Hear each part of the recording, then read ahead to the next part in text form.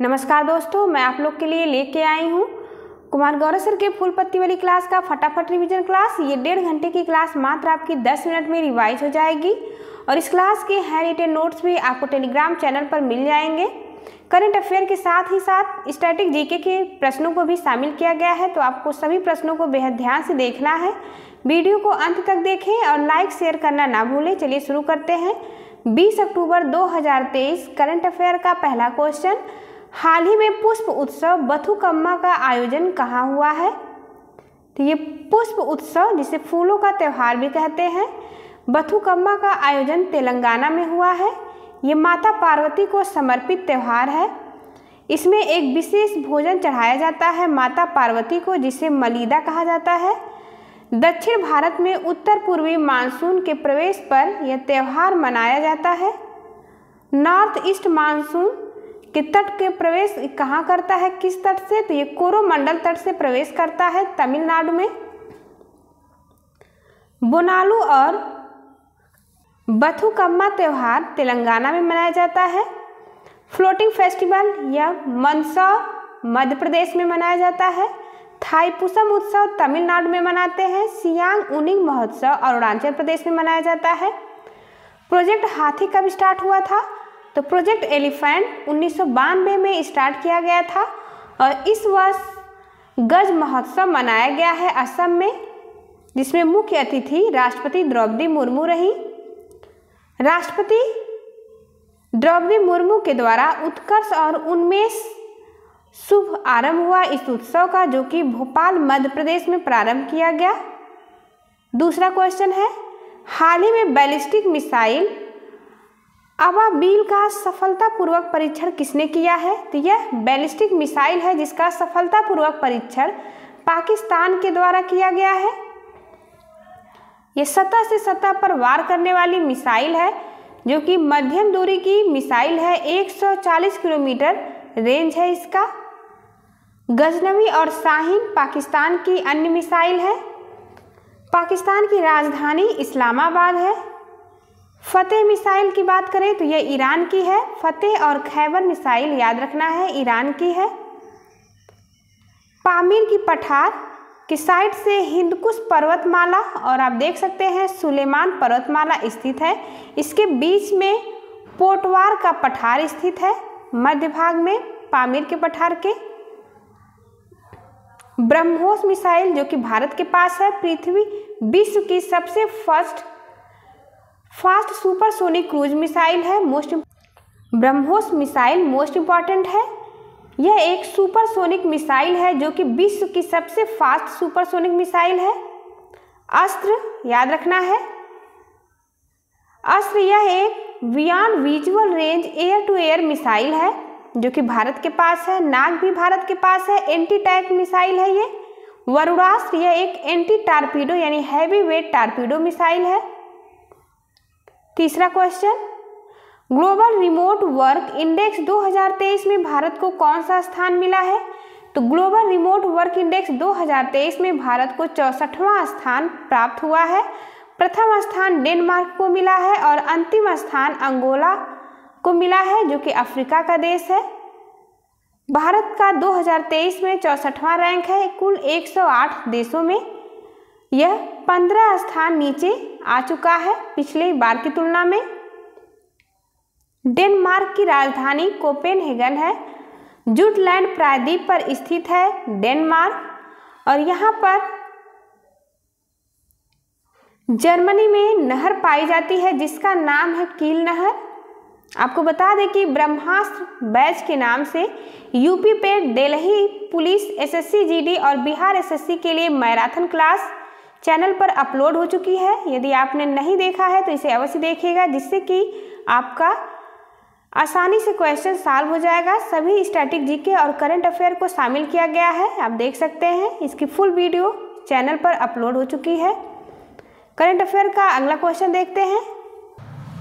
Global quality infrastructure index 2023 में भारत को कौन सा स्थान मिला है? तो इसमें भारत को 10वां स्थान मिला ग्लोबल क्वालिटी इंफ्रास्ट्रक्चर इंडेक्स में। अगला क्वेश्चन है, वर्ल्ड ट्री सिटी लिस्ट 2022 में प्रथम स्थान किसे मिला है? तो प्रथम स्थान मुंबई को प्रदान किया गया है। 2022 के वर्ल्ड ट्री सिटी इंडेक्स में। इंडिया जस्टिस रिपोर्ट 2022 में प्रथम स्थान कर्नाटक को और अंतिम स्थान उत्तर प्रदेश को प्रदान किया गया है। 5वां प्रबंधन प्रभावशीलता मूल्यांकन की उत्कृष्ट श्रेणी में पहला स्थान किसे मिला है? तो पेरियार टाइगर रिजर्व को प्रथम स्थान प्रदान किया गया। प्रश्न है सर्वाधिक जलाशय किस राज्य में पाए जाते हैं?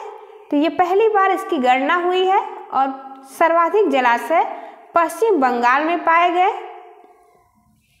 द हेरिटेज फाउंडेशन के 29वें आर्थिक स्वतंत्रता सूचकांक 2023 में भारत का रैंक कितना है? तो इसमें भारत का रैंक 131वां है। चौथा क्वेश्चन जो कि मोस्ट इंपॉर्टेंट है, हाल ही में ब्रह्मांड में सुपरनोवा विस्फोट का पता लगाने वाला AI आधारित BTS वाट का विकास किसने किया है? तो ये ब्रह्मांड के विस्तार की थियरी किसने दिया था? तो ब्रह्मांड का विस्तार हो रहा है, ऐसी थियरी बिग बैंग थियरी कहलाती है।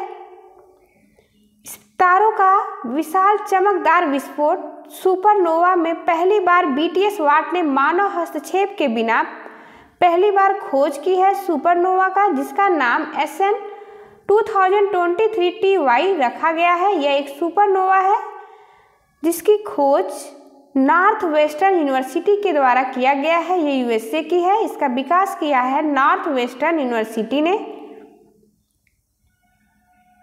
ललन टॉप सवाल देखते हैं।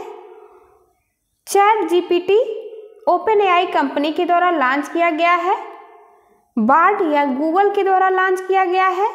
जल दोस्त यह एक एयरबोट है जो कि बेंगलुरु में लॉन्च हुआ है झीलों से खरपतवार को नष्ट करने के लिए। ब्रह्मांड के केंद्र में सूर्य है, यह सिद्धांत किसने दिया था? तो ब्रह्मांड के केंद्र में सूर्य है, यह सिद्धांत कोपरनिकस ने दिया था। अगला प्रश्न है ब्रह्मांड के केंद्र में पृथ्वी है, यह किसने दिया था सिद्धांत? तो यह सिद्धांत टॉलमी ने दिया था। 5वां क्वेश्चन, अंतिम अनुमानों के अनुसार वर्ष 2022-23 में भारत में कुल खाद्यान्न उत्पादन कितना हुआ है?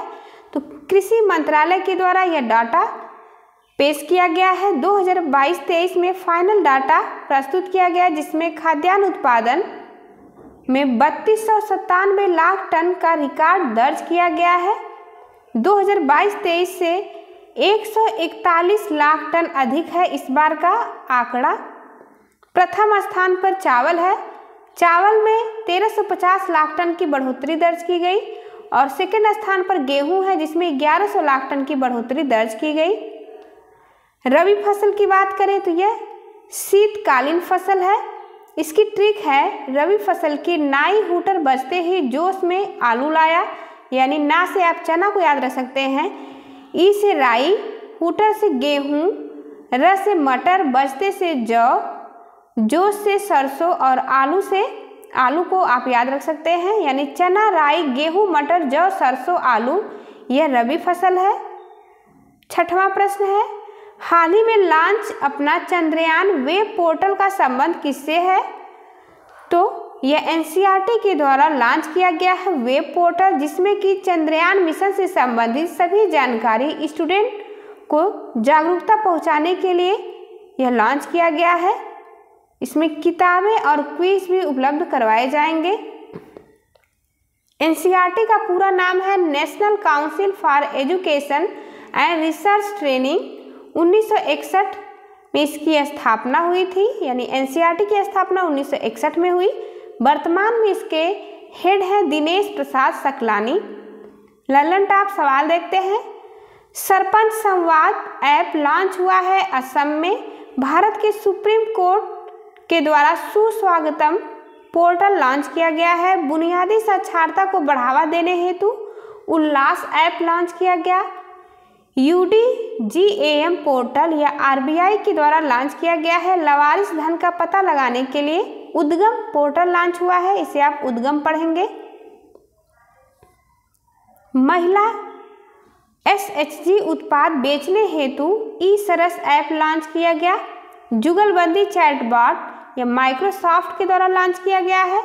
साथी पोर्टल कृषि मंत्रालय ने लॉन्च किया है।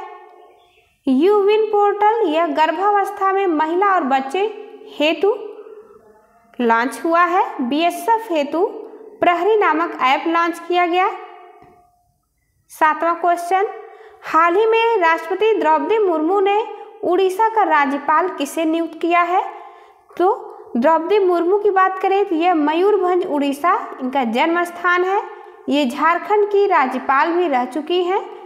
द्रौपदी मुर्मू वर्तमान में राष्ट्रपति हैं। इनके द्वारा 2 नए राज्यपाल की नियुक्ति की गई है। उड़ीसा में रघुवर दास की नियुक्ति हुई है। गणेश लाल के स्थान पर रघुवर दास नए राज्यपाल बने हैं उड़ीसा के, और दूसरे राज्यपाल इंद्रसेन रेड्डी चुने गए हैं। ये तेलंगाना के निवासी हैं और इन्हें त्रिपुरा का राज्यपाल बनाया गया है। राज्यपाल से संबंधित प्रमुख आर्टिकल देख लेते हैं। आर्टिकल 153, राज्य में राज्यपाल होगा, यह आर्टिकल 153 में दिया गया है। और एक राज्य का राज्यपाल उस राज्य का संवैधानिक प्रमुख होता है। आर्टिकल 154 में दिया गया है, राज्यपाल के अंदर कार्यपालिका की शक्ति निहित होगी। आर्टिकल 155, राज्यपाल का अपॉइंटमेंट राष्ट्रपति के द्वारा की जाएगी। आर्टिकल 161 में दिया गया है, राज्यपाल की क्षमादान की शक्ति, लेकिन राज्यपाल मृत्युदंड की और मार्शल लॉ को समाप्त नहीं कर सकता है। आर्टिकल 165 में महाधिवक्ता का वर्णन किया गया है। आर्टिकल 174 में राज्यपाल को 17 हुत और 17 अवसान की शक्ति प्रदान की गई है। आर्टिकल 200 में राज्यपाल विधेयक पर सहमति प्रदान करे या ना करे यह उसके ऊपर निर्भर करता है। आर्टिकल 213 में राज्यपाल की अध्यादेश की शक्ति प्रदान की गई है। लल्लन टॉप सवाल देखते हैं। यूट्यूब के नए सीईओ किसे नियुक्त किया गया है? तो नील मोहन को यूट्यूब का नया सीईओ बनाया गया है। नीति आयोग के नए सीईओ किसे नियुक्त किया गया है? तो BVR सुब्रमण्यम नीति आयोग के नए सीईओ हैं। विश्व बैंक के अध्यक्ष अजय बंगा चुने गए हैं। नेशनल डेवलपमेंट बैंक के हेड हैं डिल्मा रोसेफ। मणिक साहा ये त्रिपुरा के सीएम हैं। 5वीं बार नागालैंड के सीएम नेफ्यू रियो बने हैं, याद रखेंगे। कॉनरेड संगमा ये मेघालय के सीएम हैं। ट्विटर की सीईओ लिंडा याकरिनो है। ट्विटर का नया नाम एक्स रखा गया है। 8वां क्वेश्चन आज का, केंद्र सरकार ने 13 गीगावाट की ग्रीन एनर्जी कॉरिडोर परियोजना चरण 2 को कहाँ मंजूरी दी है? तो यह मंजूरी प्रदान की गई है लद्दाख में। केंद्र सरकार के द्वारा 13 गीगावाट यह नवीकरणीय ऊर्जा परियोजना है जो कि प्रदूषण को खत्म करने का कार्य करेगा, यानी प्रदूषण को खत्म करने में सहायक होगा। और यह क्लीन एनर्जी और ग्रीन एनर्जी को बढ़ावा देगा। एग्जाम्पल इसके हैं सौर ऊर्जा और पवन ऊर्जा। 40% फंड केंद्र सरकार के द्वारा किया जाएगा इसमें। ये प्रोजेक्ट पूरा कब तक होगा? तो ये पूरा होगा 2029-30 तक। नोडल एजेंसी मोस्ट इम्पॉर्टेंट है, इसकी नोडल एजेंसी पावर ग्रिड है। हेमिस नेशनल पार्क भारत का सबसे बड़ा नेशनल पार्क है जो कि लद्दाख में स्थित है। हिम तेंदुआ लद्दाख का राजकीय पशु है। 31 जनवरी 2019 को लद्दाख और जम्मू कश्मीर 2 नए यूटी बनाए गए। लद्दाख की राजधानी लेह है। लद्दाख के अंदर 2 ही जिले हैं, लेह और कारगिल, जिसमें कि लेह उसकी राजधानी है।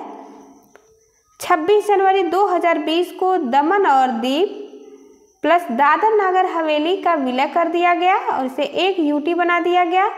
वर्तमान में 28 राज्य और 8 यूटी हैं। पैंगोंग झील लद्दाख में स्थित है। सियाचिन विश्व का सबसे ऊंची युद्ध भूमि है। 1984 में ऑपरेशन मेघदूत चला करके तिरंगा फतह किया गया था सियाचिन के ऊपर। K2 जिसे कि गॉडविन ऑस्टिन भी कहा जाता है, यह लद्दाख में स्थित है। 8611 मीटर ऊंचाई है इसकी और भारत की हाईएस्ट पीक है K2 यानी गॉडविन ऑस्टिन भारत की हाईएस्ट पीक है। काराकोरम श्रेणी में यह स्थित है, ट्रांस हिमालय का भाग है। 9वां question, the reverse swing colonialism to cooperation पुस्तक के लेखक कौन है? तो इस पुस्तक के लेखक अशोक टंडन हैं। लॉन्च किया गया है हरदीप पुरी पेट्रोलियम मंत्री के द्वारा। इसका उद्देश्य क्या है? तो इसके अंतर्गत भारत की गौरव गाथा का वर्णन किया गया है। गुलामी से लेकर के विश्व की 5वीं इकोनॉमी बनने तक का सफर का वर्णन है इस बुक में। कुछ प्रमुख पुस्तकें देख लेते हैं जो एग्जाम के लिए बेहद ही इंपॉर्टेंट होंगे, बार बार इन्हीं क्वेश्चन पूछा जाएगा। अजय टू योगी आदित्यनाथ पुस्तक के लेखक शांतनु दास हैं। द गीता फॉर चिल्ड्रेन रूपा पाई की पुस्तक है। Through the broken glass TN. Seshan की पुस्तक है। एज द व्हील टर्न्स यह रंजित प्रताप की पुस्तक है। कारगिल एक यात्री की जुबानी ऋषिराज की पुस्तक है। How prime minister decide Neerja Chaudhary की पुस्तक है। मानसून बुक यह अभय कुमार की है। The life vision and song of Kabir यह विपुल झा की पुस्तक है। 10वां क्वेश्चन, हाल ही में पाउली नामक क्वांटम इंजन किसने विकसित किया है? तो पाउली नामक क्वांटम इंजन विकसित किया है जर्मनी ने। मोस्ट इंपॉर्टेंट, 25% अधिक कुशल है यह। लिथियम के 6 परमाणु की गैस का यूज किया गया है। क्वांटम कण 2 अवस्था में पाए जाते हैं, बोसॉन कण और फर्मियम कण। जर्मनी की राजधानी बर्लिन में है। लास्ट क्वेश्चन हमारा है, वैज्ञानिकों ने चंद्रमा की सतह पर सड़क निर्माण की एक नई तकनीक की खोज की है। Thank you for watching. चलिए मिलते हैं आपसे अगली वीडियो में, तब तक के लिए नमस्कार।